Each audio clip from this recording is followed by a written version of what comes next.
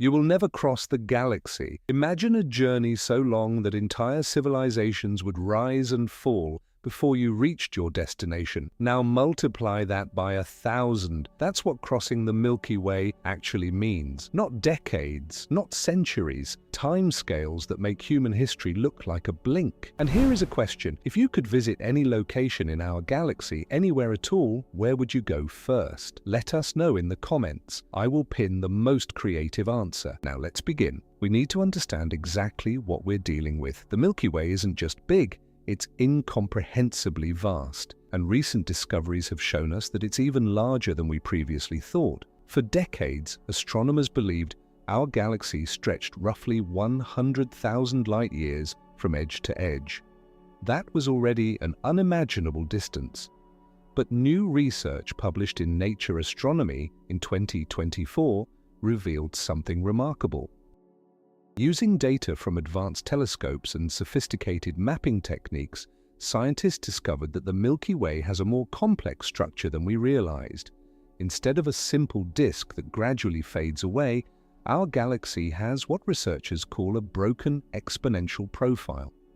This means the stellar density doesn't decrease smoothly as you move outward. It remains relatively flat across a huge region, then drops off more sharply at the edges. This discovery led to a recalculation of the galaxy's actual size.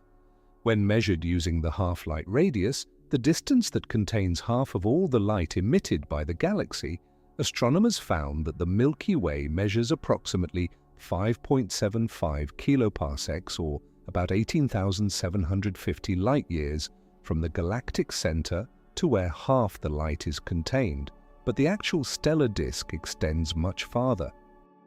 Some measurements suggest the luminous disk spans up to 200,000 light-years in total diameter, though most of the visible matter is concentrated within that 100,000 light-year diameter we traditionally cite.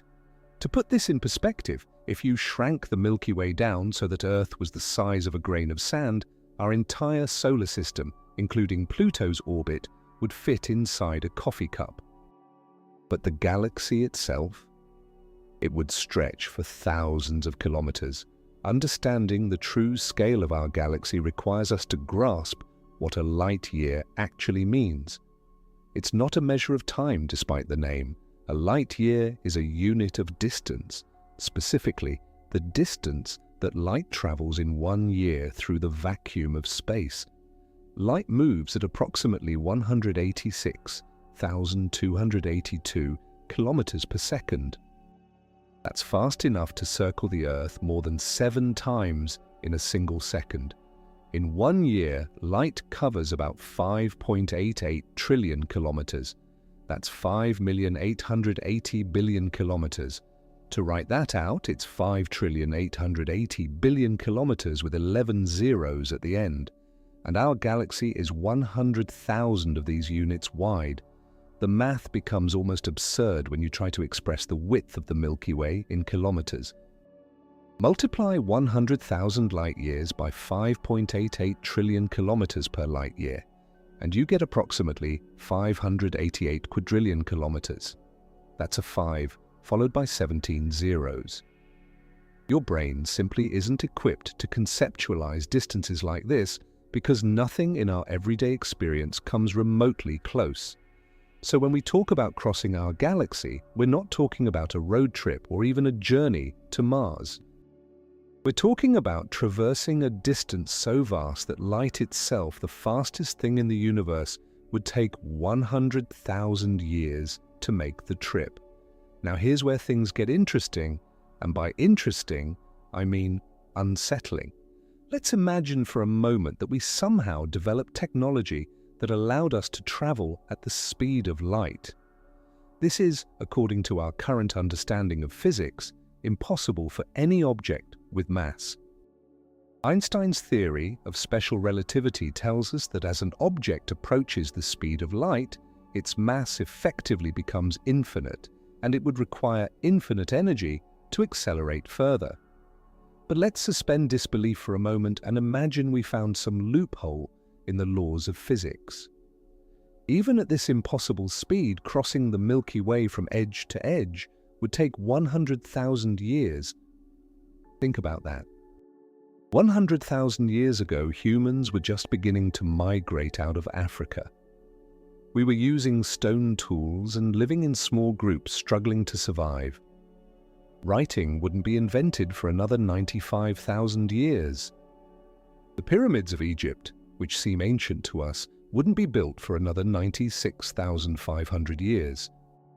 All of recorded human history, every empire that has risen and fallen, every war, every discovery, every person who has ever lived and died, all of it spans only about 5,000 years. You would need 20 complete cycles of all human civilization to equal the time it would take to cross our galaxy at light speed. But wait, there's more. And this is where it gets truly existential. Due to the effects of time dilation, another prediction of Einstein's relativity, time would pass differently for the traveler moving at light speed compared to everyone left behind. For the traveler moving at exactly the speed of light, time would theoretically stop entirely from their perspective. They would experience the journey instantaneously. But back on Earth, back in the Milky Way they left behind, 100,000 years would tick by. Every person they knew would be dead. Their entire civilization would have risen, evolved, and possibly fallen. The very species they belonged to might have evolved into something unrecognizable. This is the terrifying reality of cosmic distances. The universe is so large that even at the maximum possible speed, traveling meaningful distances means accepting that you can never go home, at least not to the home you left. You become unstuck in time, a ghost from an ancient past arriving in an unknowable future. Make sure you're subscribed to this channel because we're going to explore more mind-bending cosmic mysteries just like this one. Hit that thumbs up button if you're enjoying this journey through space and time. Now let's ground ourselves back in reality and talk about the speeds we can actually achieve with current technology. Because as impossible as light speed travel seems, the speeds we've actually reached make the problem exponentially worse. The fastest human-made objects ever created are our interstellar spacecraft, probes we've sent beyond the boundaries of our solar system. For a long time, the record holder was New Horizons, the spacecraft that gave us our first close-up images of Pluto. When New Horizons launched on January 19, 2006, it left Earth at approximately 36,373 kilometers per hour. This made it the fastest spacecraft ever launched from Earth. To give you some perspective on just how fast that is, a bullet from a high-powered rifle travels at roughly 2,000 kilometers per hour. New Horizons was moving 18 times faster than a speeding bullet when it left our planet. It crossed the distance from Earth to the Moon, a journey that took the Apollo astronauts 3 days, in just 9 hours. It reached Jupiter, the largest planet in our solar system, in only 13 months. This spacecraft was screaming through space at speeds that seem incomprehensible by terrestrial standards.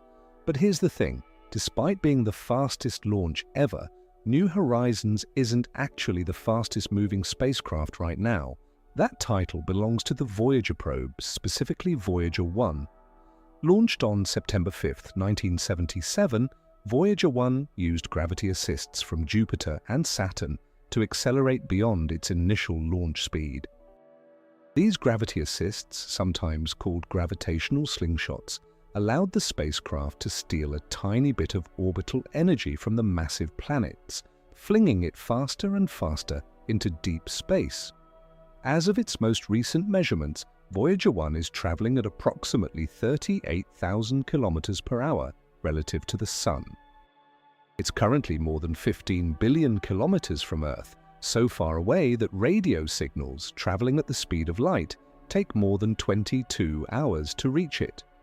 Voyager 1 is humanity's most distant ambassador, a small machine carrying a golden record with sounds and images from Earth, hurtling through the void between stars. It has left our solar system and entered interstellar space, the region between the stars. But even at its incredible speed, even as the fastest moving human-made object on an interstellar trajectory, Voyager 1 is still moving at only 0.0064% of the speed of light. It's essentially standing still on cosmic scales. However, there's an even faster spacecraft now. The Parker Solar Probe, launched in August 2018, has broken all previous speed records. Unlike the Voyager probes and New Horizons, which were designed to leave the solar system, Parker Solar Probe is diving toward the Sun, using Venus gravity assists to spiral closer and closer to our star. On its closest approaches, the probe reaches astonishing speeds. During its record-breaking perihelion, on December 24, 2024, the Parker Solar Probe reached approximately 430,000 kilometers per hour. That's roughly 119 kilometers per second. It's the fastest human-made object in history. But even this incredible velocity, achieved by falling toward the Sun and using gravity assists, represents only about 0.064% of light speed. It's moving roughly 1/6 of 1/10 of 1% as fast as light. The difference between our fastest spacecraft and light speed is like comparing a snail to a supersonic jet. Actually, that comparison is too generous. It's more like comparing a snail to something traveling dozens of times faster than any jet ever built.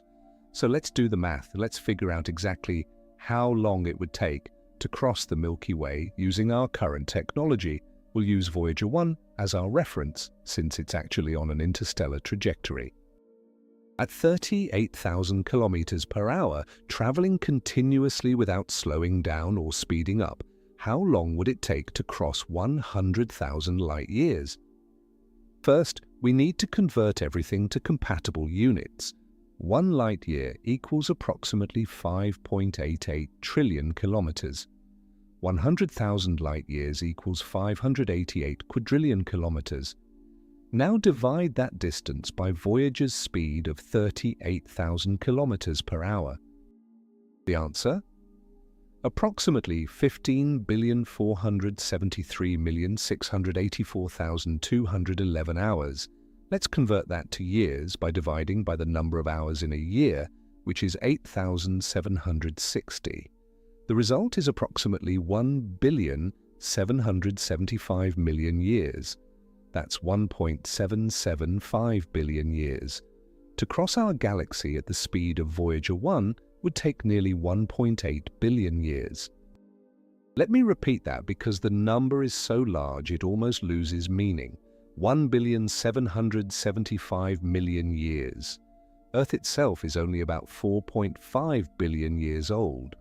1.8 billion years ago, life on Earth consisted entirely of single-celled organisms. There were no plants, no animals, no fungi, just bacteria and archaea floating in the oceans. Complex multicellular life wouldn't appear for another billion years. The oldest fossils of simple animals date back only about 600 million years. Dinosaurs lived from about 230 million years ago to 66 million years ago. Modern humans, Homo sapiens, have existed for only about 300,000 years. If you launched Voyager 1 toward the opposite edge of the galaxy right now, and it maintained its current speed forever, it wouldn't arrive until long after our Sun has exhausted its fuel and expanded into a red giant, consuming the inner planets, including Earth.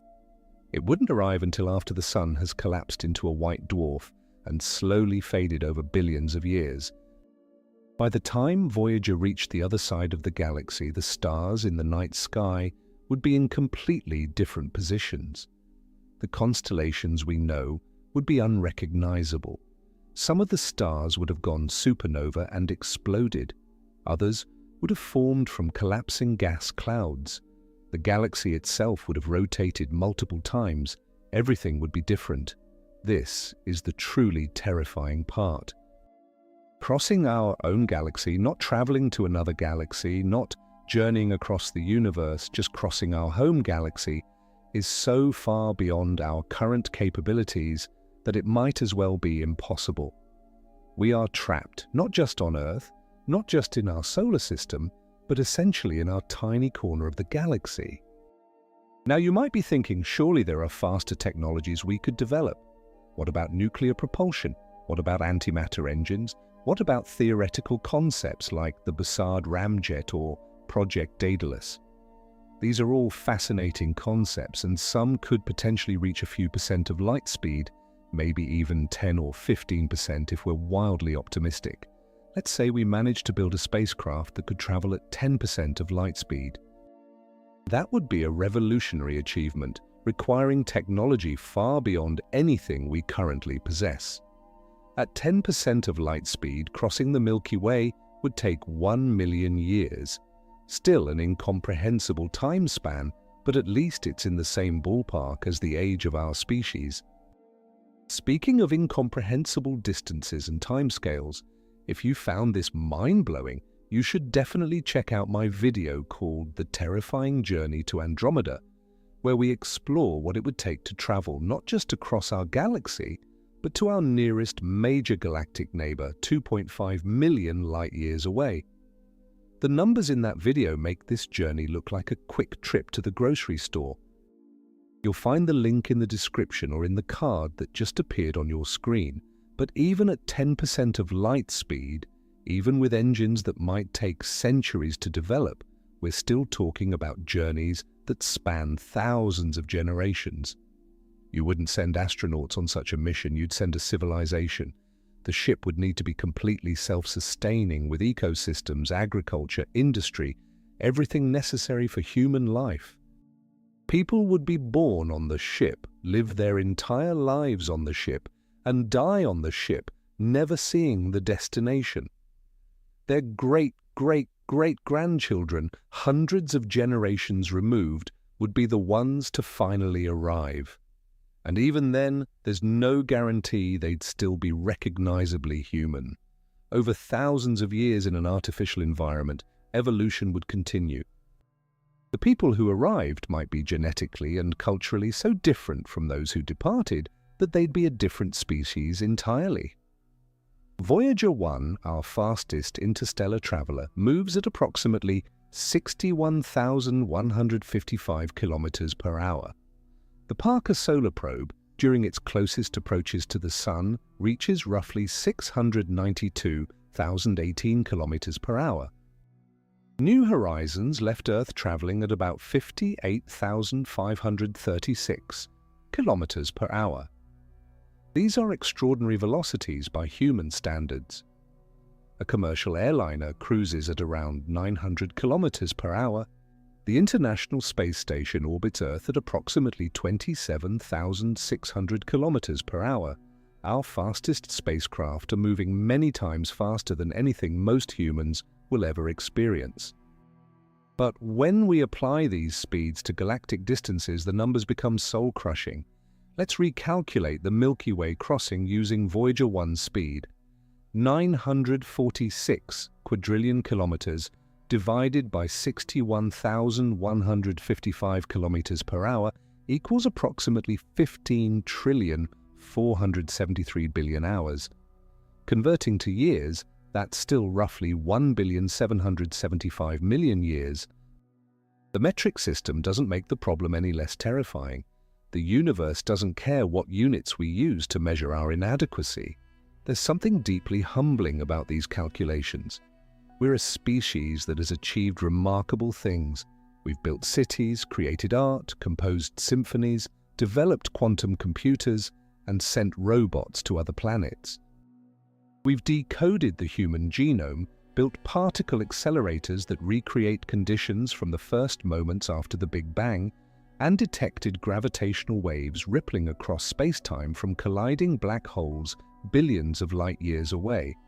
We've accomplished technological miracles that would seem like magic to people living just a few centuries ago, and yet the simple act of crossing our own galaxy is so far beyond our capabilities that it exists in the realm of fantasy. This raises profound questions about the nature of intelligent life in the universe.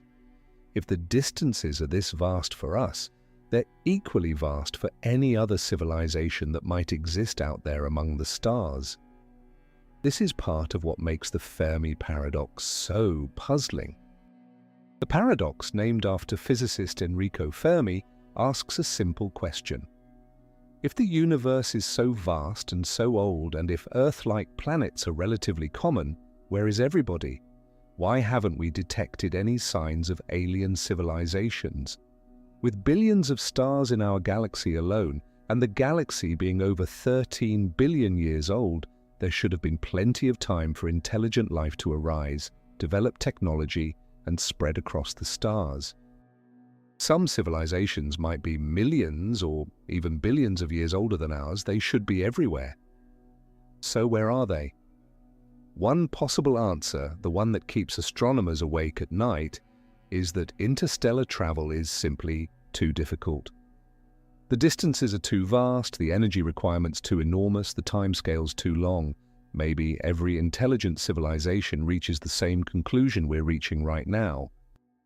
Maybe they all hit the same cosmic speed limit and realize that their galaxy is effectively divided into millions of isolated islands, each solar system a lonely outpost with no practical way to reach the others. Maybe the universe is full of civilizations, each trapped in their own corner of space, calling out into the void but never able to visit one another. Or maybe some civilizations have figured it out. Maybe there are technologies we haven't discovered yet, principles of physics we don't understand that make faster-than-light travel possible. Science fiction is full of such concepts, warp drives that bend space-time itself, allowing a ship to move without technically exceeding light speed. Wormholes, tunnels through the fabric of space that connect distant points. Hyperspace, alternate dimensions where the laws of physics are different. These ideas are tantalizing, but so far they remain purely theoretical. Some, like the Alcubierre drive concept, are mathematically possible within general relativity, but would require exotic forms of matter and energy that may not exist. Others might be fundamentally impossible, forbidden by laws of physics we haven't fully understood yet. What we do know is that the universe seems to have a cosmic speed limit built into its very structure. The speed of light isn't just fast, it's the maximum speed at which information, energy, or matter can travel through space. This speed limit is woven into the equations of relativity. It's connected to the relationship between space and time, to causality itself. Exceed the speed of light, and you create paradoxes, effects that happen before their causes, timelines that loop back on themselves. The universe appears to enforce this limit rigorously. Every experiment we've ever conducted confirms it. Every observation we've made of distant cosmic events obeys it. Light speed isn't just a suggestion, it's a law. And this law has consequences. It means the universe is divided into regions that can never communicate with each other. The observable universe, the part we can theoretically see, is about 93 billion light-years across. But the universe is expanding, and it's expanding faster than light in regions beyond our cosmic horizon. There are galaxies so far away that light from them will never reach us, no matter how long we wait, because the space between us and them is expanding faster than light can cross it. These regions are forever beyond our reach, not just practically, but fundamentally. They might as well not exist as far as we're concerned, because we can never visit them, observe them, or interact with them in any way. Even within our own galaxy, the speed of light creates profound isolation. When we look at a star 1,000 light-years away, we're seeing it as it was 1,000 years ago. The light we're receiving left that star before the Crusades, before Genghis Khan, before the Renaissance. If that star exploded in a supernova last week, we won't know about it for another 999 years. The star could have planets with civilizations that rose and fell in the time it took for their light to reach us. We're not seeing the galaxy as it is, we're seeing a patchwork of different moments, each object frozen in time from whenever its light began its journey toward Earth. This temporal disconnect becomes even more extreme when we talk about travel. Imagine you somehow built a ship that could reach 99% of light speed, an almost unimaginable achievement. You point it toward a star system 10,000 light-years away and accelerate.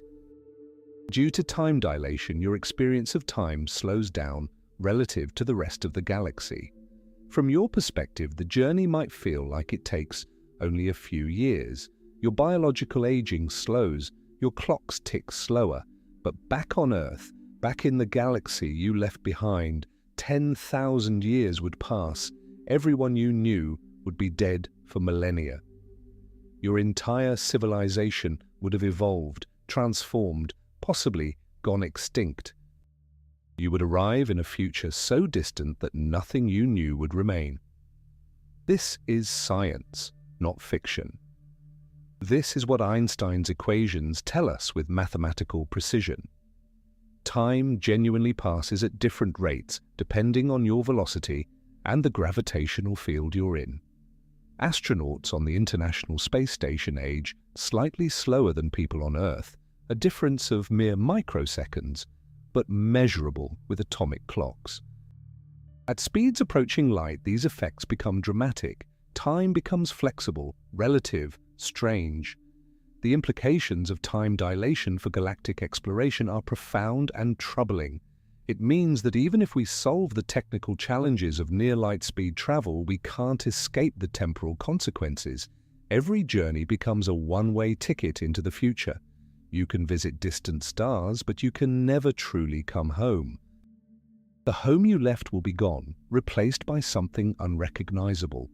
This isn't a technological problem we can engineer our way out of. It's a fundamental feature of how space-time works in our universe. Some scientists have proposed generation ships as a solution to these extreme timescales. Instead of trying to make the journey fast, you make the ship large enough and sustainable enough that multiple generations can live and die aboard it during the centuries or millennia of travel. The ship becomes a traveling world, a closed ecosystem with its own agriculture, industry, culture, and society. The people who board the ship know they'll never see the destination. Their children won't see it either, nor will their grandchildren. Only their distant descendants, hundreds of generations removed, will finally arrive at whatever star system they're heading toward. This concept raises fascinating and disturbing questions. How do you maintain social cohesion across such timescales? How do you prevent the mission from being abandoned or forgotten? What if generations born on the ship decide they don't want to continue? What if they mutiny and turn the ship around or repurpose it for something else entirely? How do you preserve knowledge and cultural continuity across centuries of isolation? And perhaps most importantly, what gives the original generation the right to commit all their descendants to this journey? The people who arrive at the destination never chose to go. They were born into the mission with no say in the matter, obligated to complete a journey their ancestors started. There's also the problem of technological obsolescence. If you launch a generation ship that will take 1,000 years to reach its destination, what happens if 200 years after launch, someone invents a faster propulsion system? A newer, faster ship might overtake your generation ship and arrive at the destination centuries before you do. Your descendants would arrive to find the star system already colonized by people who left Earth long after they did. It's called the weight calculation problem, and it suggests that for sufficiently long journeys it might be better to wait for better technology rather than launch with what you have now. But if everyone follows that logic, no one ever launches anything. Some researchers have explored even more exotic solutions. Suspended animation or cryogenic freezing could, in theory, allow travelers to sleep through centuries of travel time, waking up only when they arrive. This is a staple of science fiction, but the biology is extraordinarily challenging. Freezing human tissue causes ice crystals to form, rupturing cell membranes and causing massive damage. Some organisms, like certain frogs and insects, can survive freezing through special adaptations, but mammals can't. We've made progress with cryopreservation of individual cells, embryos, and even some small tissues, but preserving an entire human body without damage remains far beyond our capabilities. And even if we solve the freezing problem, we'd need to solve the thawing problem. How do you revive someone after centuries without causing catastrophic organ failure? Another concept involves sending not humans, but information. If we could map a human brain completely, every neuron and synapse, we could theoretically transmit that information as a radio signal to a distant star system. The signal would travel at light speed, arriving in a fraction of the time it would take a physical ship. At the destination, advanced machines could reconstruct the person either as a biological human using genetic engineering and artificial wombs, or as a digital consciousness in a computer simulation. The original person would effectively die, but a copy, with all their memories and personality, would wake up light years away. This raises deep philosophical questions about identity and consciousness.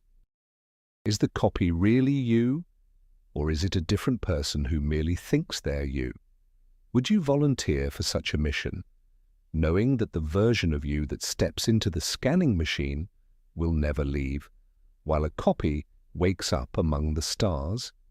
These thought experiments reveal something important about our relationship with the cosmos. We're creatures who evolved on the African savanna, adapted to walk a few dozen kilometers in a day, to think in terms of seasons and human lifespans. We're trying to comprehend and conquer distances that span quadrillions of kilometers and timescales that dwarf the entire history of our species. It's like an ant trying to understand quantum mechanics. We can do the math, we can write the equations, but truly internalizing what they mean requires us to stretch our minds beyond what evolution prepared us for. Yet despite all these challenges, despite the terrifying distances and impossible timescales, we keep looking up, we keep wondering, we keep asking what's out there. This is what makes us human. We're the species that doesn't accept limits. We're the descendants of people who looked at the ocean and built boats, who looked at the sky and invented airplanes, who looked at the moon and decided to go there. We're not satisfied with staying where we are. We want to explore, to discover, to push boundaries. Even if crossing the galaxy is impractical, even if it would take millions of years with our current technology, we still ask the question. We still run the calculations. We still dream. And those dreams aren't entirely foolish. 1,000 years ago, humans couldn't cross oceans reliably. 500 years ago, we couldn't fly. 100 years ago, we couldn't break the sound barrier. 70 years ago, we couldn't leave Earth's atmosphere. 55 years ago, we hadn't walked on another world. Progress happens faster than we expect. Technologies that seem impossible become merely difficult, then routine. Room temperature superconductors, quantum computers, fusion power, genetic engineering, artificial intelligence, all of these were once considered impossible or centuries away, and now they're either here or tantalizingly close. Could the same thing happen with interstellar travel? Could we discover new physics, new principles that allow us to circumvent the limitations we currently face? Possibly. The history of science is full of surprises, moments when our understanding of the universe shifted dramatically. Newtonian physics seemed complete until Einstein showed us it was just an approximation, breaking down at high speeds and strong gravitational fields. Quantum mechanics revealed that at small scales, reality behaves in ways that seem absurd to our classical intuitions. Particles exist in multiple states simultaneously. Separated components remain mysteriously connected across arbitrary distances, and the act of observation affects what's being observed. The universe is stranger than we imagined, and possibly stranger than we can imagine. Maybe there's some aspect of physics we haven't discovered yet, some principle that allows faster-than-light travel without violating causality. Maybe space-time can be manipulated in ways we don't currently understand. Maybe the vacuum of space contains hidden dimensions or exploitable properties that advanced technology could harness. These aren't wild fantasies, they're speculative possibilities based on gaps in our current understanding. We know our physics is incomplete. Quantum mechanics and general relativity, our two most successful theories, are fundamentally incompatible. They describe different aspects of reality using different mathematics, and they can't both be completely correct. Somewhere, at scales we can't yet probe, there must be a deeper theory that unifies them. What that theory predicts, what technologies it might enable, we simply don't know, but we also have to be honest about the possibility that the limits we face are real and fundamental. The universe might simply be constructed in a way that makes galactic empires impossible. The laws of physics might genuinely prohibit faster-than-light travel, not because we haven't been clever enough to figure it out, but because it's genuinely impossible, like building a perpetual motion machine or creating a perfect crystal at absolute zero. Some things are forbidden by the deep structure of reality, and no amount of technological advancement can change that. If that's true, if we're genuinely limited to slower-than-light travel, then the galaxy will remain forever divided into isolated pockets of civilization. Each solar system becomes an island, perhaps able to communicate with neighbors through radio signals that take years or centuries to arrive, but never able to visit in person. We might detect the signatures of alien civilizations through their radio emissions, their megastructures, or the spectral fingerprints of industrial pollution in their atmospheres. We might exchange messages, encyclopedias of knowledge transmitted at light speed across the void, but we'd never shake hands, never trade goods, never truly meet. The galaxy would be full of life, full of intelligence, full of civilizations asking the same questions we're asking, but each one fundamentally alone. There's something both tragic and beautiful about this possibility. Tragic because it means the universe is even lonelier than we feared, that the cosmic distances aren't just barriers to overcome, but permanent walls dividing intelligent beings from one another. But beautiful because it means that every civilization, every instance of life and consciousness and culture is precious and irreplaceable. If we can't spread across the galaxy and homogenize everything, then diversity is guaranteed. Each world develops its own unique biology, its own distinct civilizations, its own particular answers to the universal questions of existence. The galaxy becomes not an empire but a garden full of different flowers, each beautiful in its own way, each isolated enough to develop its own character. This perspective changes how we think about our place in the cosmos. If we can't conquer the galaxy, if we can't build a sprawling interstellar civilization, then what's our purpose? What's the point of developing space technology at all? The answer, I think, is that exploration and expansion aren't really about conquering territory or planting flags. They're about the journey itself, about pushing the boundaries of what we know and what we're capable of. Even if we can only ever explore a tiny fraction of the galaxy, even if we can only reach the nearest few hundred stars over the course of millennia, that's still worth doing. Every new world we discover, every new phenomenon we observe, expands our understanding of existence. We're not explorers because we expect to see everything. We're explorers because we want to see what's next, whatever that might be. And there are practical reasons to expand beyond Earth. Even if we can't cross the entire galaxy, our planet is fragile. We face existential risks from climate change, nuclear war, pandemics, asteroid impacts, and technologies we haven't even invented yet. Having all of humanity concentrated on one world is dangerous. A single catastrophe could end everything we've built, everything we've learned, everything we are. Spreading to other worlds in our solar system and eventually to nearby star systems gives us redundancy. It ensures that even if Earth is destroyed, humanity and everything we've created survives somewhere else. This isn't about grand ambitions or manifest destiny. It's about not keeping all our eggs in one basket. The nearest star system to our own is Alpha Centauri, about 4.37 light-years away, or roughly 41 trillion kilometers. At Voyager 1 speed, it would take over 73,000 years to get there. Even at 10% of light speed, a velocity that would require revolutionary propulsion technology, it would take 43 years. That's still within a human lifetime, barely. A person who left Earth at age 20 might arrive at Alpha Centauri at age 63, having spent their entire adult life aboard a spacecraft. But it's at least theoretically possible.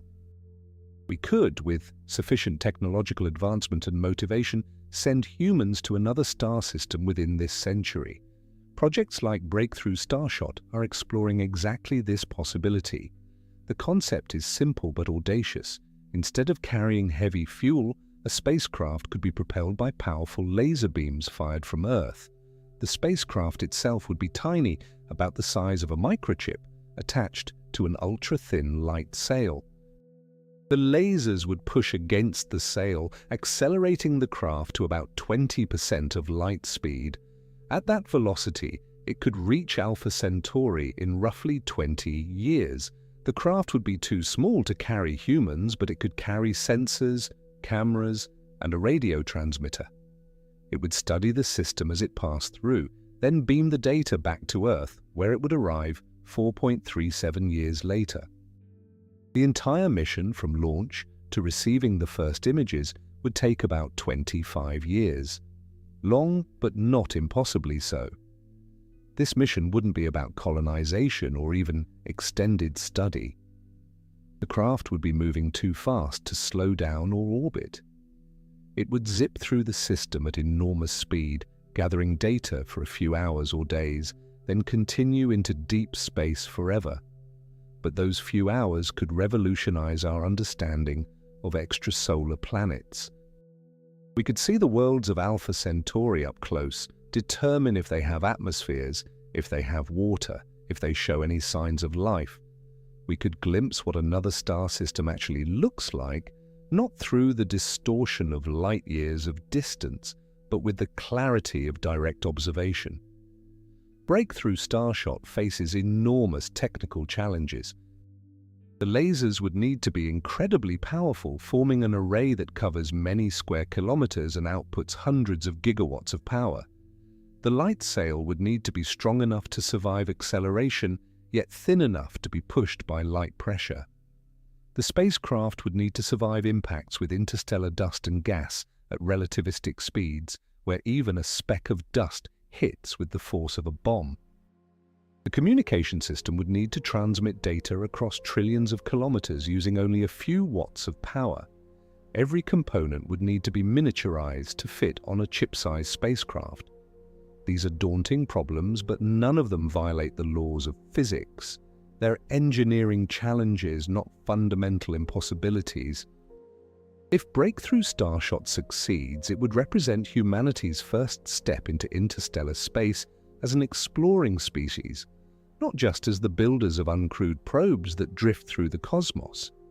It would prove that we can reach other stars within human timescales, at least with robotic emissaries, and once we've proven the concept, we can scale it up. Larger craft, more sophisticated instruments, perhaps even the technology to slow down and orbit instead of just flying past. Each generation builds on the achievements of the previous one. But even with these optimistic projections, even if we develop technology to send probes to nearby stars, crossing the entire Milky Way remains a problem on a completely different scale. Alpha Centauri is 4.37 light-years away. The far side of the galaxy is 100,000 light-years away, roughly 23,000 times more distant. If it takes us 25 years to send a probe to Alpha Centauri and get data back, scaling that up means roughly 575,000 years to reach the far side of the galaxy.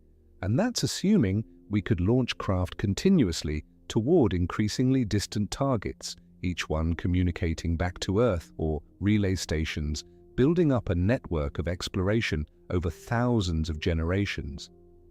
The sheer scale of such an undertaking is almost incomprehensible. It would require a commitment that spans not just centuries but hundreds of millennia. Human civilization as we know it is only about 10,000 years old, dating back to the beginning of agriculture and permanent settlements. Writing was invented roughly 5,000 years ago. The entire span of recorded history is a mere blink compared to the timescales required for galactic exploration.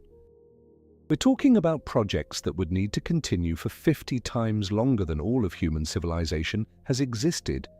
How do you maintain continuity and purpose across such unfathomable expanses of time? Civilizations rise and fall, languages evolve and disappear, technologies become obsolete, knowledge gets lost, the Library of Alexandria burned, the Roman Empire collapsed, entire peoples and cultures have vanished without trace. How do you prevent your ambitious galactic survey from being forgotten, abandoned, or destroyed by some catastrophe that befalls Earth in the next 100,000 years? How do you ensure that Generation 1000 still remembers why Generation 0 launched these missions, still cares about receiving data from probes that were launched before their ancestors developed agriculture? These aren't just practical questions, they're philosophical ones.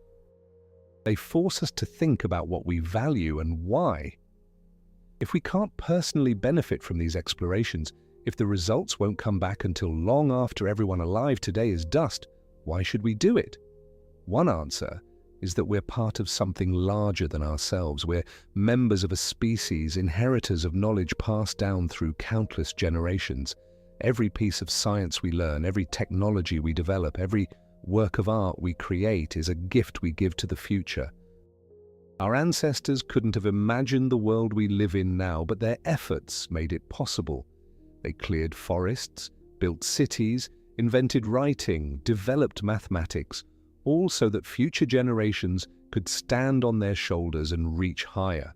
Maybe our responsibility is to do the same. Maybe we should launch these missions knowing we'll never see the results, but trusting that our descendants, however different they might be, will value the knowledge. Maybe the point of exploration isn't immediate practical benefit, but the long-term enrichment of consciousness itself. Every new discovery, every new world we characterize, every new phenomenon we observe, adds to the sum total of what minds in this universe know and understand. That has intrinsic value, independent of whether it makes anyone richer or more comfortable. There's also the argument that thinking about these problems, even if we can't solve them yet, prepares us for when we can.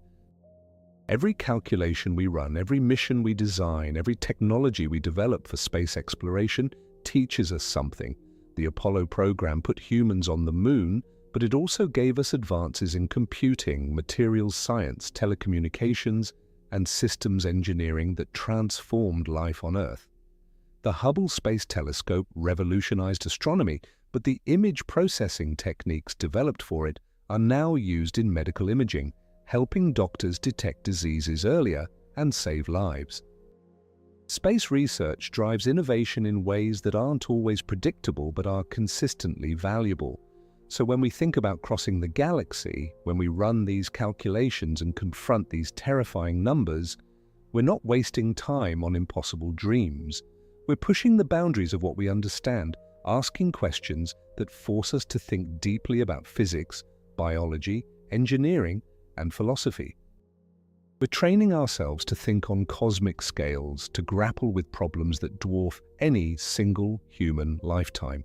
This kind of thinking changes us. It gives us perspective. It reminds us that we're part of something vast and ancient and ongoing. Let me give you another perspective on the galactic scale that might help illustrate just how isolated we are. If you scaled the Milky Way down so that the entire galaxy was the size of the United States of America, stretching from the Atlantic to the Pacific, Our solar system would be smaller than a single blood cell. Earth would be invisible, smaller than an atom in that scale model. The distance we've sent our farthest spacecraft, Voyager 1, would be roughly the width of a grain of sand. The distance to the nearest star, Alpha Centauri, would be about 3 centimeters. The distances we're talking about when we discuss crossing the galaxy aren't just big, they're incomprehensibly, absurdly, terrifyingly big. And yet the galaxy itself is small compared to the universe. The Milky Way is just one galaxy among approximately 200 billion to 2 trillion galaxies in the observable universe. Some of these galaxies are similar in size to ours. Others are much larger. IC 10101, one of the largest galaxies known, is about 6 million light-years across, 60 times wider than the Milky Way. If crossing our galaxy would take nearly 2 billion years with current technology, crossing IC 10101 would take over 100 billion years. That's more than 7 times the current age of the universe itself. The galaxy would literally age and die before you could cross it at human speeds. The nearest major galaxy to our own is Andromeda, located about 2.5 million light-years away. At Voyager 1's speed, reaching Andromeda would take roughly 44 billion years. The universe is only about 13.8 billion years old. By the time you arrived, assuming nothing went wrong during the journey, the universe would be more than 4 times its current age. Most of the stars that exist now would have exhausted their fuel and died. The cosmic microwave background radiation, the afterglow of the Big Bang, would have cooled and redshifted into invisibility. The universe would be a darker, colder, lonelier place. And that's just to reach the nearest large galaxy. There are galaxies billions of light-years away, so distant that even light from them has taken most of the age of the universe to reach us. This is the cosmic context we exist in.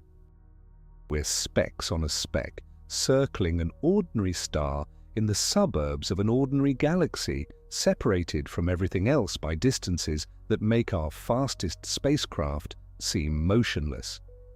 We've been a technological species for barely 200 years, and we've been spacefaring for less than 70. We've sent exactly 12 humans beyond low Earth orbit, and only 12 have walked on another world.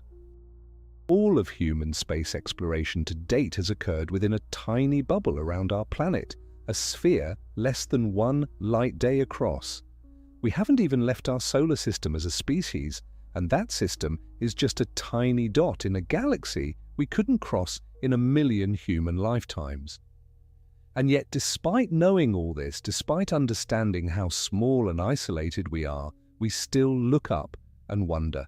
We still ask questions. We still make plans, however ambitious or unlikely, to go further and see more. This stubborn curiosity, this refusal to accept our limitations, might be the most distinctly human characteristic we possess. We're the apes who looked at the horizon and wondered what was beyond it. We're the primates who gazed at the stars and decided they were places, not just lights. We're the species that saw the impossible distances and said, let's calculate exactly how impossible. That impulse, that drive, is what makes us explorers, not success, not achievement, just the willingness to ask. There's a concept in physics and cosmology called the light cone, which represents the limits of what can causally affect you or what you can causally affect. Imagine a cone extending upward and downward from your current position in space-time. The upward cone represents all the future events you could potentially influence. The downward cone represents all the past events that could have influenced you. The edges of these cones expand at the speed of light. Anything outside your light cone is causally disconnected from you. You can't affect it, and it can't affect you because doing so would require information or influence to travel faster than light. When we apply this concept to the galaxy, we realize that most of it lies outside our practical light cone, not because the light hasn't had time to reach us, but because the timescales involved make causal interaction meaningless. A civilization on the opposite side of the galaxy could send us a message, and we'd receive it in 100,000 years. We could send a reply, and they'd receive it in another 100,000 years. A single exchange of hello and hello back would take 200,000 years. By the time you received their response, your entire civilization might have evolved into something unrecognizable or ceased to exist entirely. This isn't a conversation, it's archaeology. You're not communicating with them, you're communicating with their distant past.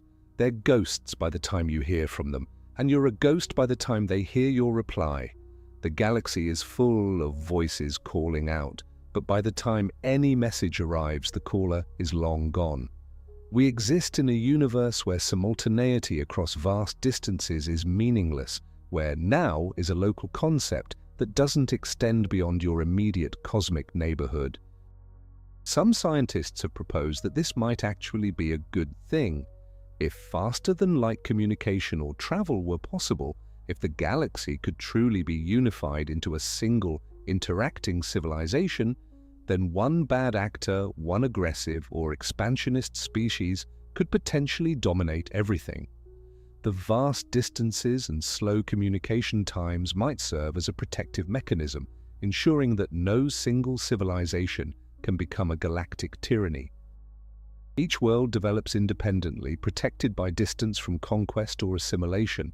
The isolation we lament might be the very thing that preserves diversity and freedom, but it also means we're fundamentally alone in a way that's hard to emotionally process. We might share the galaxy with millions of other civilizations, each one looking up at the stars and asking the same questions, feeling the same loneliness, running the same depressing calculations about travel times and distances. We're all trapped in our own corners of space, able to see each other but never truly reach each other. It's like being in a vast, dark room with millions of other people, each holding a candle. You can see their lights in the distance. You can wave your candle and they might notice, but you can't cross the room. The distance is too great, the darkness too complete. You live your entire life seeing those distant lights but never meeting the people who hold them. This isolation has profound implications for how we think about first contact.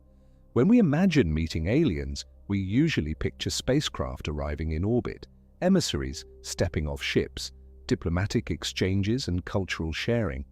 But if the distances are truly insurmountable, first contact won't be like that at all. It will be a radio signal, a pattern of electromagnetic waves carrying information across the void. We'll receive it, decode it, and realize we're not alone. But we'll also realize that whoever sent it is either long dead or so distant that meaningful interaction is impossible. First contact won't be a meeting, it will be a message in a bottle, floating across an ocean so vast that the sender is on a different continent, in a different era, separated by gulfs of space and time that can never be bridged. We've been searching for such signals for decades through SETI, the search for extraterrestrial intelligence. Radio telescopes scan the sky, looking for patterns that couldn't be natural, mathematical sequences or structured transmissions that indicate an intelligent source. So far, we've found nothing definitive. The famous WOW signal detected in 1977 remains unexplained, a powerful narrowband radio signal that appeared for 72 seconds and never repeated. It matched the expected signature of an artificial transmission, but without repetition or confirmation, we can't be certain of its origin. It might have been aliens. It might have been some unknown natural phenomenon. It might have been terrestrial interference. We simply don't know. The absence of detected signals is itself puzzling and has led to numerous proposed solutions to the Fermi paradox. Maybe intelligent life is extremely rare, and we're one of the first civilizations to develop technology. Maybe intelligence is common, but technological civilizations are short-lived, destroying themselves shortly after developing radio or spacefaring capabilities. Maybe aliens exist but use communication methods we haven't thought of, technologies beyond radio that we can't detect. Maybe they're deliberately quiet, hiding to avoid detection by potentially hostile neighbors. Maybe they're so advanced that their activities don't resemble anything we'd recognize as technology. Maybe the galaxy is full of civilizations, but they're all staying silent, each one afraid to announce their presence. Or maybe the distances are the answer. Maybe civilizations arise, flourish, and fade without ever making contact because the galaxy is simply too large and the speed of light too slow. Maybe there are thousands of voices calling out across the void, but they're all separated by such vast distances that their signals never overlap in time and space. Maybe we've already received alien transmissions, but they were so weak, so degraded by the journey, that we couldn't distinguish them from background noise. Space is filled with radiation from countless sources: stars, pulsars, quasars, the cosmic microwave background. Detecting an artificial signal among all that noise is like trying to hear a whisper in a thunderstorm while standing on the opposite side of a continent. Even if we did detect a clear signal, even if we were certain it was artificial, what then? We could send a reply, but it might take thousands or millions of years to arrive, depending on where the signal came from. And what would we say? How do you craft a message for an audience you'll never meet, whose biology, psychology, and culture are completely unknown?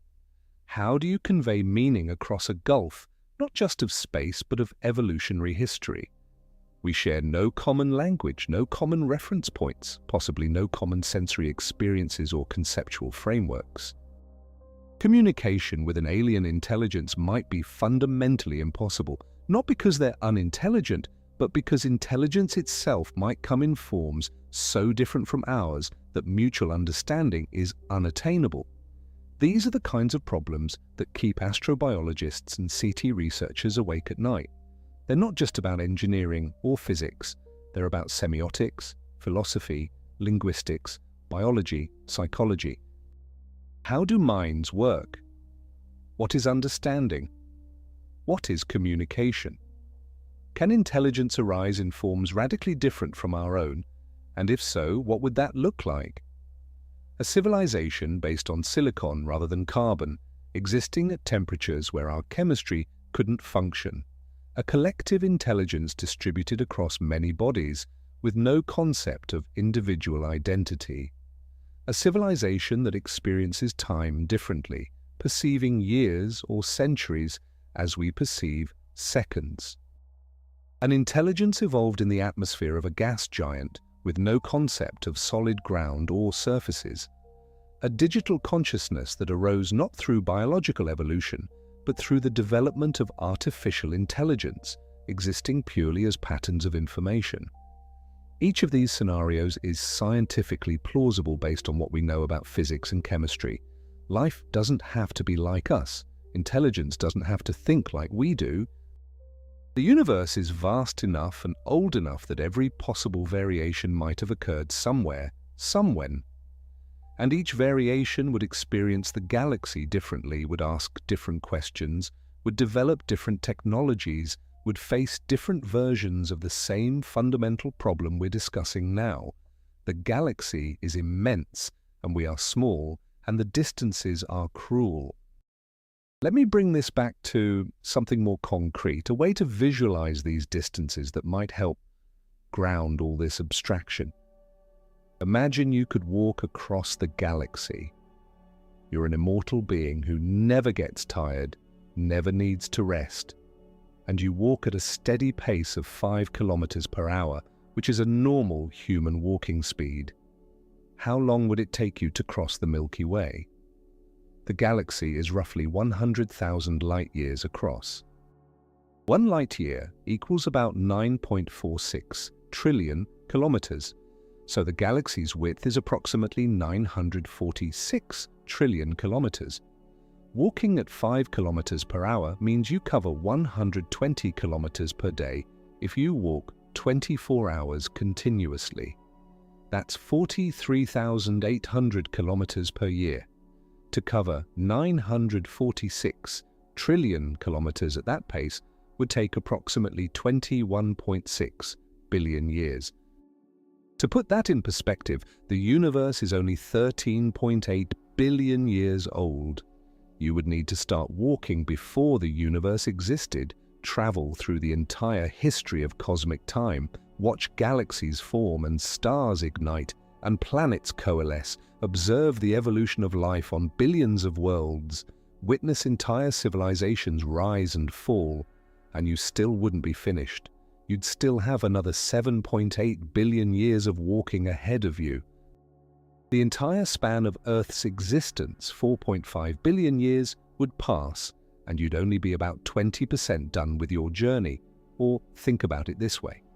Modern humans, Homo sapiens, have existed for about 300,000 years. If you started walking across the galaxy when our species first appeared, walking continuously at 5 kilometers per hour every hour of every day, you'd have covered only about 13,000 light-years by now, roughly 13% of the distance. You'd still be in our local neighborhood of the galaxy, nowhere near the core, nowhere near the far side. Neanderthals, our evolutionary cousins, would have existed and gone extinct during your journey. The entire Ice Age cycle would have occurred multiple times, all of recorded human history. Every empire, every war, every discovery, every work of art and music and literature, all of it would have happened in the time it took you to cross a mere fraction of one galaxy. These numbers are so large they stop meaning anything. Our brains didn't evolve to comprehend such scales. We understand 10 minutes away and a day's journey and even a month of travel. But 21 billion years of continuous walking doesn't translate into intuitive understanding. It remains an abstraction, a number that's too big to feel. And that's just one galaxy, walking across it at human speed. There are trillions of galaxies in the observable universe, each separated from the others by millions or billions of light years. The scale is so beyond human experience that we can calculate it, but not truly internalize it. This is why science fiction often cheats. Wormholes, hyperspace, warp drives, jump gates, all of these are narrative devices that allow characters to cross cosmic distances in reasonable time frames so the story can function. And there's nothing wrong with that. Fiction serves different purposes than scientific accuracy, but it does mean that our cultural understanding of space travel is shaped by stories that ignore the actual problems. When people imagine the future, they picture Star Trek or Star Wars, where traveling between star systems is like taking a plane flight routine and achievable. The reality is so much harsher, so much lonelier, so much more constrained. But let me offer a different perspective, one that's perhaps more optimistic. Yes, the galaxy is unimaginably vast. Yes, crossing it with our current technology would take millions of years, but the galaxy is also unimaginably old and we're unimaginably young. Modern humans have existed for 300,000 years, but we've been a technological civilization for less than 200. We've had spaceflight for less than 70 years. We're infants, cosmically speaking, taking our first stumbling steps off the surface of our birth world. It's premature to declare anything impossible when we've barely started trying. Consider the rate of technological progress. 200 years ago, the fastest way to travel was on horseback or by sailing ship. The idea of flying was a fantasy. Radio didn't exist. Neither did the germ theory of disease or evolution or quantum mechanics, or the knowledge that stars are distant suns. Human knowledge and capability have increased exponentially, each generation building on the previous one, accelerating our understanding and our abilities. We split the atom, we decoded DNA, we walked on the moon. We built computers that fit in our pockets and connected the entire world through an invisible web of information. We did all of this in less than a century. Extrapolating that progress forward is dangerous because exponential growth can't continue forever. There are physical limits, resources that can't be expanded, problems that can't be solved just by being clever enough. But it's also dangerous to assume that our current limitations are permanent. 1,000 years ago, if you'd told someone that humans would walk on the moon, they'd have thought you were insane. The very concept would have been incomprehensible.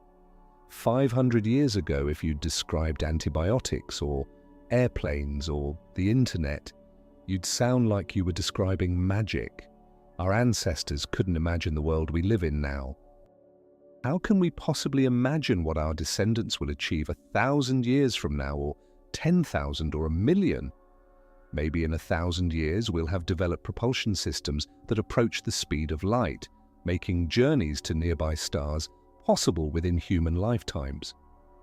Maybe in 10,000 years we'll have mastered suspended animation or digital consciousness transfer, allowing us to sleep or exist as information during centuries-long voyages.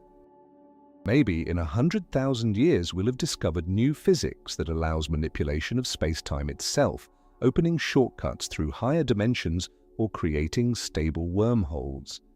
Maybe in 1,000,000 years we'll have become something so different from what we are now that calling us human would be misleading. Beings who experience time and space in ways we can't currently conceive. Or maybe none of that will happen. Maybe the limits we perceive are real and fundamental, and the galaxy will remain forever beyond our reach except for slow robot probes that take millennia to arrive anywhere interesting. Maybe we'll focus our ambitions closer to home, building habitats in our own solar system, terraforming Mars, establishing floating cities in Venus's atmosphere, mining asteroids, creating generation ships not to travel between stars, but to simply exist as self-sufficient mobile worlds. Maybe we'll turn inward rather than outward, developing virtual realities so sophisticated and satisfying that physical exploration becomes unnecessary. Why spend millions of years traveling to a distant star when you can create any universe you want in simulation? These are choices our descendants will have to make, assuming we survive long enough to have descendants who face such choices. And that's not guaranteed. We face existential risks right now, in our lifetime. Climate change, nuclear weapons, engineered pandemics, artificial intelligence that might surpass and replace us. We're at a precarious moment in our history, powerful enough to destroy ourselves, but not yet wise enough to guarantee we won't. The statistics are sobering. Most species that have ever lived on Earth are extinct. Most civilizations that have risen have fallen. Why should we be different? This is sometimes called the Great Filter, another proposed solution to the Fermi paradox. Maybe the reason we don't detect alien civilizations is because there's some challenge, some bottleneck that most civilizations fail to overcome. Maybe developing technology inevitably leads to self-destruction before a species can become interstellar. Maybe the filter is behind us, something incredibly unlikely that we already passed, like the emergence of life itself, or the development of complex multicellular organisms, or the evolution of intelligence. Or maybe the filter is ahead of us, some challenge we haven't encountered yet that will determine whether we survive the next few centuries. If the Great Filter is ahead of us, what might it be? Nuclear war is an obvious candidate. We came terrifyingly close during the Cold War, moments when the world balanced on the edge of annihilation because of miscommunication, technical glitches, or the decisions of individuals under enormous pressure. We're still not safe. Thousands of nuclear weapons remain on hair trigger alert, ready to launch within minutes. A single mistake, a single act of aggression or miscalculation could cascade into global destruction. And as nuclear technology spreads to more nations, the probability of someone, somewhere, someday using these weapons increases. Climate change represents another filter. We're conducting an uncontrolled experiment on our planet's atmosphere, pumping greenhouse gases into the air faster than natural processes can absorb them. The consequences are already visible: rising temperatures, melting ice caps, more extreme weather events, shifting ecosystems, threatened food supplies. If we don't get this under control, we could render large portions of Earth uninhabitable, triggering mass migration, resource conflicts, and civilizational collapse. It wouldn't necessarily mean human extinction, but it could mean the end of technological civilization, a return to pre-industrial conditions from which we might never recover. Biotechnology presents unique dangers. We're learning to manipulate life at the genetic level, editing DNA with precision that would have seemed miraculous just decades ago. This technology has enormous potential for good, curing genetic diseases, enhancing crop yields, perhaps even extending human lifespan. But it also allows for the creation of engineered pathogens, diseases designed to be more contagious, more lethal, more resistant to treatment than anything nature has produced. A single bad actor, a terrorist group or a rogue state, or even a disturbed individual with sufficient knowledge could potentially create a plague that kills millions or billions. And unlike nuclear weapons, which require enormous resources and infrastructure, biotechnology is becoming increasingly accessible. The equipment needed for genetic engineering is getting cheaper and more widespread, democratizing a power that could destroy us. Then there's artificial intelligence. We're creating systems that can learn, adapt, and solve problems in ways that increasingly resemble and sometimes surpass human cognition. AI is already transforming our world, driving cars, diagnosing diseases, writing text, generating images, trading stocks, recommending content, filtering information. But we're moving towards something potentially much more significant: artificial general intelligence, systems that can think and reason across domains as flexibly as humans do, or more so. Once we create such systems, they could recursively improve themselves, becoming super intelligent in a very short time frame.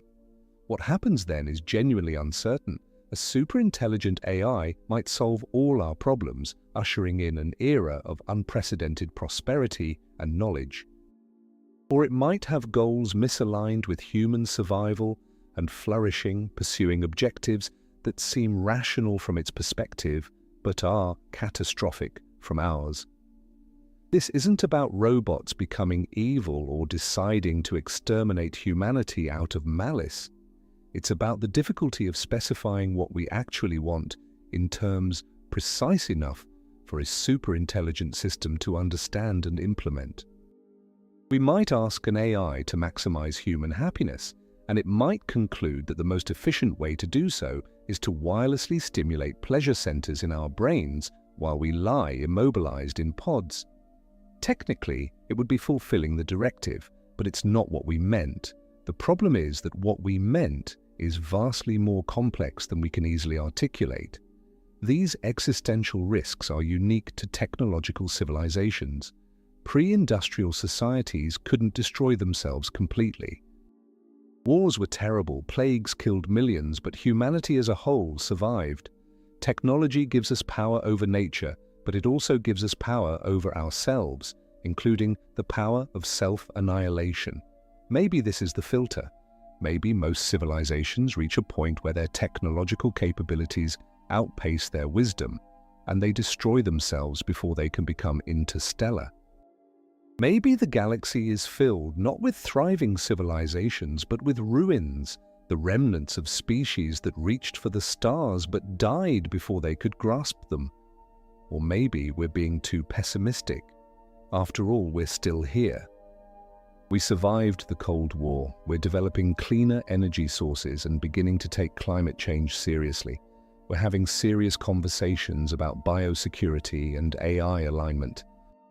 Maybe the very fact that we can recognize these dangers means we can navigate around them. Maybe most civilizations do survive their technological adolescence, and go on to spread among the stars. Maybe the galaxy is full of life and we just haven't found it yet because we're young and haven't been looking very long or very carefully. The truth is, we don't know. We have a sample size of one ourselves. We don't know how common life is, how common intelligence is, how common technological civilizations are, or how common it is for such civilizations to survive their own power. We're groping in the dark, making educated guesses based on limited information. Every answer we propose to the Fermi paradox is speculation. Life might be everywhere, or we might be alone. The filter might be behind us or ahead of us, or might not exist at all. Aliens might be out there hiding, or silent, or extinct, or so different we can't recognize them, or simply absent. What we do know is that the distances are real. The galaxy is genuinely profoundly vast. Crossing it with anything resembling current technology would take time frames that dwarf human civilization. Even reaching the nearest stars represents a challenge that will require dedication, resources, and technological development far beyond what we've achieved so far.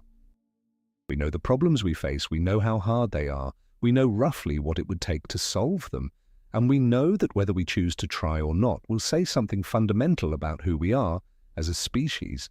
Are we the kind of species that looks at impossible problems and walks away, content with what we have, focused on our immediate surroundings? Or are we the kind that looks at impossible problems and says, not yet, but maybe someday? Are we explorers or homebodies, dreamers or pragmatists? Do we reach for the stars because it's practical, or because something in us demands that we try? I don't have answers to these questions, nobody does, but I think they're worth asking. I think the very act of imagining these journeys, calculating these distances, confronting these timescales, changes us. It gives us perspective on our place in the universe. It reminds us that we're small but not insignificant, limited but not helpless, mortal but part of something that might outlast us. The galaxy is vast and indifferent and mostly empty, but it's also beautiful and full of wonders and potentially, someday, reachable.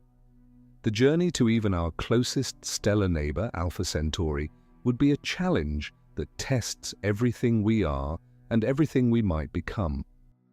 It would require technology we haven't invented, dedication that spans generations, and a commitment to knowledge and exploration that transcends individual lifetimes.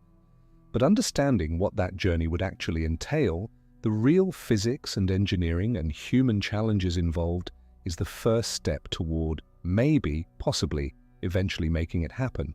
If you want to explore the incredible challenges and mind-bending realities of interstellar travel in greater depth, I invite you to watch my video called The Terrifying Journey to Alpha Centauri. It's on the screen. In this video, we dive even deeper into what it would truly take to reach our nearest stellar neighbor. See you there.